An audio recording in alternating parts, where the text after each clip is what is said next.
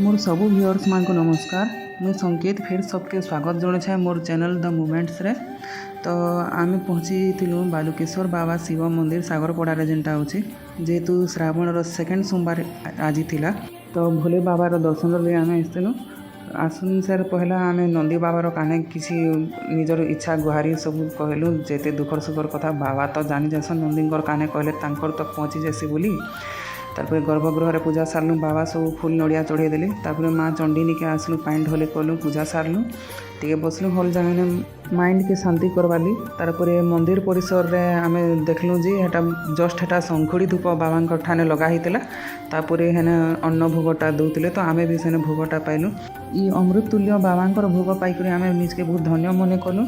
भोगरे थिला अरुआ भात भाजी साग डाली तारपर भेणी खटा मिक्स तरकारी गुटे आउ खीरी बहुत ही स्वादिष्ट थिला।